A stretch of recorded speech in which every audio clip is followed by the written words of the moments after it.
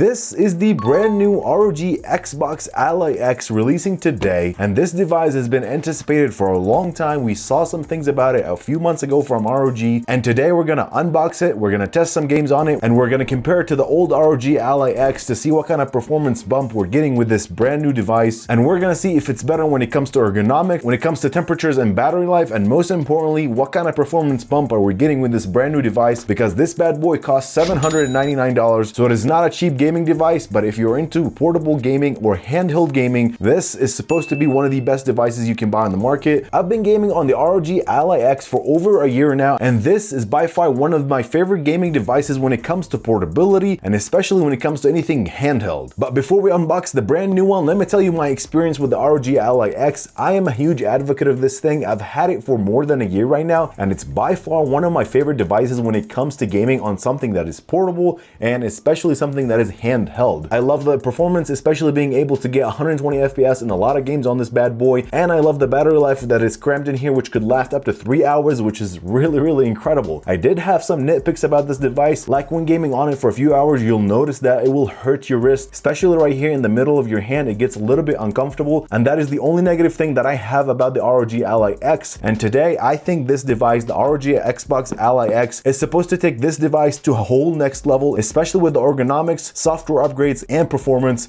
Now let's unbox it. Now, starting off the bat, this box seems a little bit bigger than the old box that the old console came in, but for the most part, it kind of looks the same. Now, the ROG XBOX ALLY comes in two versions, the black one, which is this one, the ALLY X, and it's priced at $999, which is pretty steep. And then there's the white version that is not the X at $599. This one does have better specs and better performance, and that is why it's priced a little bit more, because the processor in here is supposed to be better than the white one, and it's supposed to get you better performance and better efficiency. Over here basically shows you how to turn it on and how to charge it, and then you get the device itself. We'll put the device on the side right here, see what else is in the box. We get the same 65-watt charger that came with the old version, which is a little bit disappointing. I wish they had included a 100-watt one, because this device can actually take 100 watts, but the 65-watt is the same charger that we got from the previous gen. And then we get just some pamphlets and books and warranty stuff, but that is pretty much all we get into the box. Yep, that's it. Now you can put the box to the side. Actually, we also get the cardboard stand, the same kind of style of stand that we got with the old version. And this is the stand that you can put your device on if you want to stand it or store it somewhere under your console or whatever you want to put it. And now we have the device itself.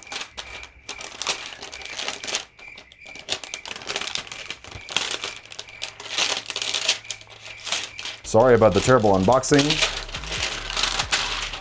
Okay, there we go. Okay, first thing you're gonna be noticed is the design difference. This one definitely looks different than the old version. This is it side by side. You can see the biggest prominent difference is these two handles on the side right here that were missing from the old version, which was one of the things that stood to me right away, especially when I went to the event and I held them, because these things are extremely uncomfortable, and also the distribution of the tech in here makes this device feel lighter, even though it's not actually lighter by weight. They're basically the same weight, but you holding it like this for some reason feels lighter, and these handles are extremely comfortable to hold because it feels like you're holding a controller and not some brick in your hand, which is how it felt holding this one. It just starts like it's uncomfortable on the hand right here. So yeah, when it comes to ergonomics, this device feels way better than this one in my opinion, and it actually feels better than any other handheld I've held before. This whole handle system feels like you're holding just an Xbox controller or a PlayStation controller, and just feels way more comfortable than this bad boy. And I also like that there's texture on the back of the handle right here, so it kind of feels like a little bit rugged. You got a good grip on it. That is a plus in my opinion. There's also major differences in the material. This material right here feels a little bit different than here. This is a little bit more softer and a little bit less stain attracting. Like, I'm putting my finger right here and I can't see a stain. Meanwhile, this bad boy was capturing a lot of stains. But yeah, the material is a little bit different right here. On the back, it is very similar looking, other than the curvature right here is a little bit deeper than this handle on here. But for the most part, when it comes to ergonomics and the plastic build, it kind of looks very similar to this one. The buttons over here are now all the same color, versus over here they were blue and purple and pink and whatever, but now they all look the same. The D-pad has a little bit more of a click to it versus this one, which was more like softer clicks, but this one is actually clicky. The joysticks kind of feel the same, buttons feel the same, but other than that, feel wise, it looks the same. Now let's talk about button layout. At the top of the console, they basically are identical. The connections are all in the same spot. You still get the headphone jack, an SD card, the audio buttons right right here, some information, lighting over here, and you also get the ports for charging and for USB-C,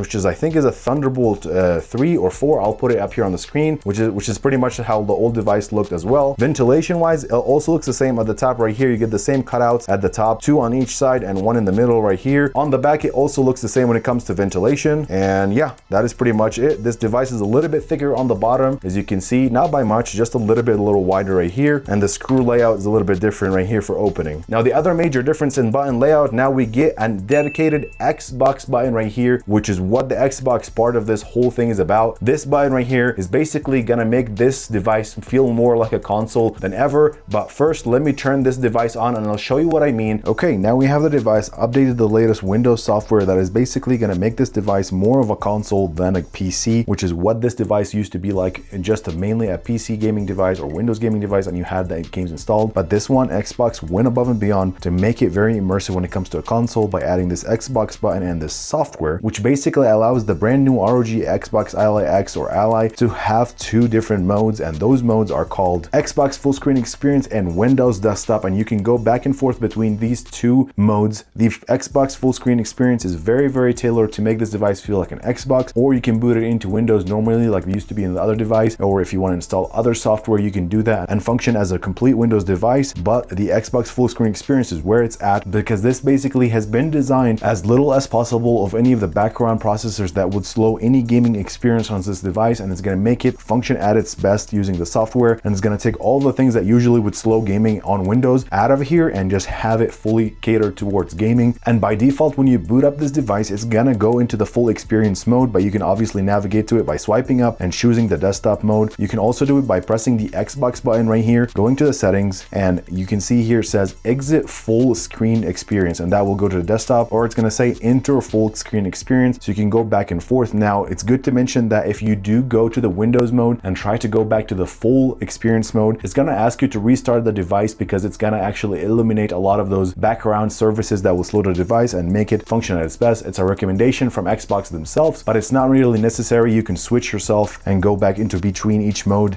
with ease. But this mode is pretty sweet. It basically opens up the Xbox PC app, and you can have all of your games here. You can see you have Game Pass, you can see your library right here, all the games that you have installed. Now, they also partnered with all of the other launchers like Steam, like GOG, like Epic Games, like EA Games, where you'll see all of your games in here. But also, if you press the Xbox button, you can see right here, you can see all the apps I have installed on my device, and I can just open them. So if, for example, I want to open up EA Games, now I'm in EA Games mode, and you can open any of the other apps from here, and you can also navigate between the apps by swiping up. And now you can see you have this tab up here, and if you press RB, you can go between the apps. So I can go between EA Games, I can go back to Steam, I can go back to Xbox app, which is the native app. And if you press on the Xbox button again, you can see right here we have the brand new ASUS Armory crate that is tailored mainly for this device, where you can change all of the settings on the device from in here.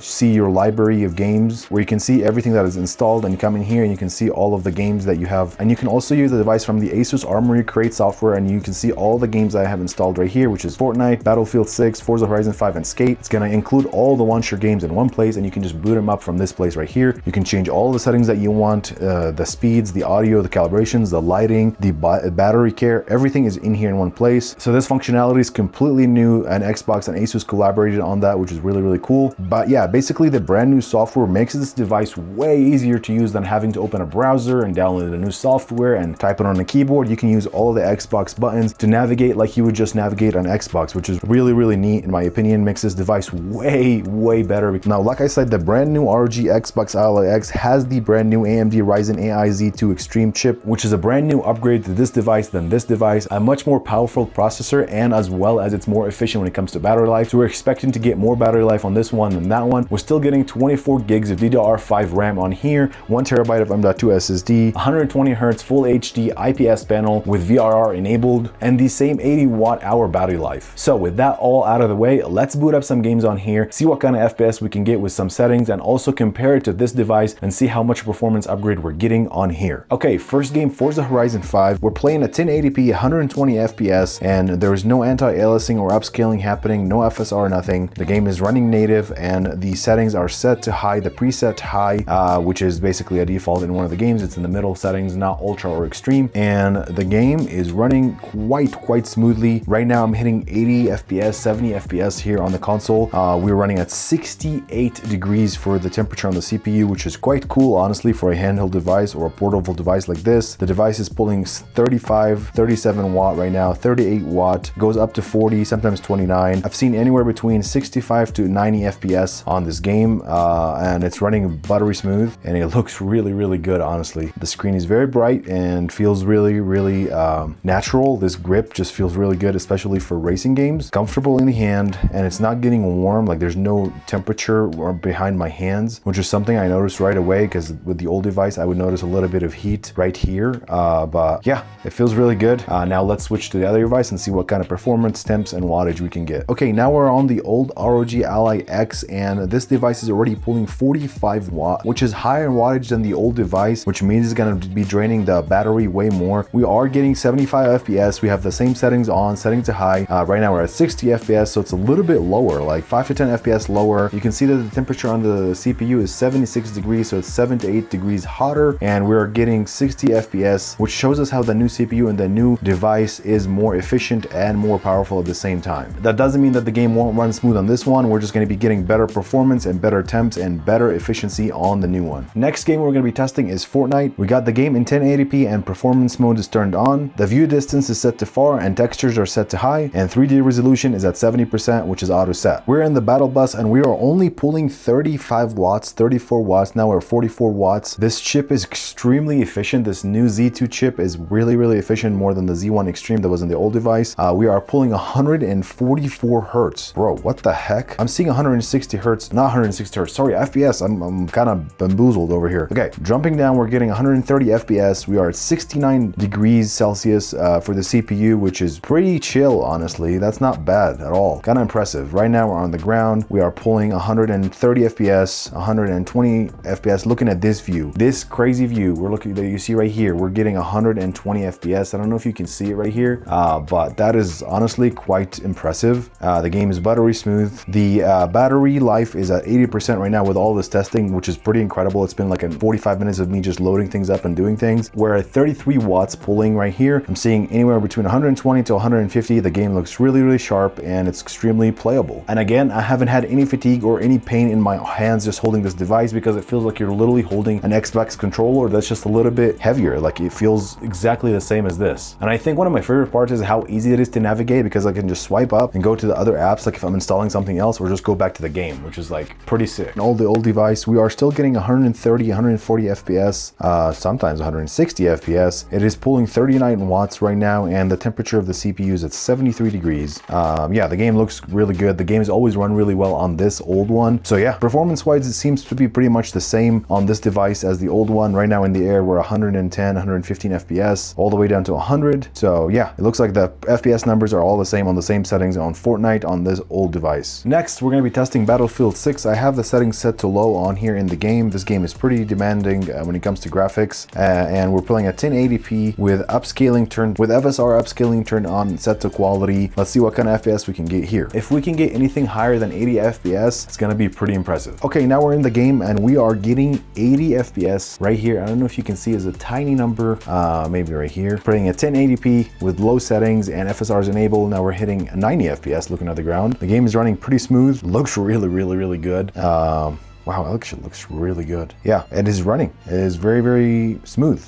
We are hitting 38 watt. This is what the console is pulling, and the battery is at 50 or 60 degrees after all the testing that we've already done at this point. And the temperature of the CPU is at 73 degrees is what we're looking at right now. The game is running very smooth. We're seeing anywhere between 65, 70, 75 right now. It's going back and forth. It jumps, depends on what you're looking at. But yeah, it's actually quite impressive at 1080p. AAA title running very, very smoothly. Once again, these handles make this device way easier to use than the previous device, in my opinion, because honestly, it just feels like an Xbox controller. The high wattage pulling that we've seen is 38, which testifies to the efficiency of the new chip that is in here, the AMD Z2 Extreme. All right, guys, that is pretty much everything I wanted to test when it comes to the ROG XBOX ALLY X, and I honestly really, really like this handheld gaming device. From everything that I tested, from all the games, from all the experiences over the last 48 hours, I have zero complaints. The battery life has been noticeably upgradable. I've been testing this whole device without charging it while filming this video for the last 3 hours, and I haven't had to charge it at all. And the battery is still at 40% after testing all the games and doing all the things that I've been doing with it, which is a huge testament to how efficient the new Z2 chip that is in here. Obviously, I still do love my ROG Ally X, the original one. I'm gonna keep playing on this one, but the brand new device from Xbox and ROG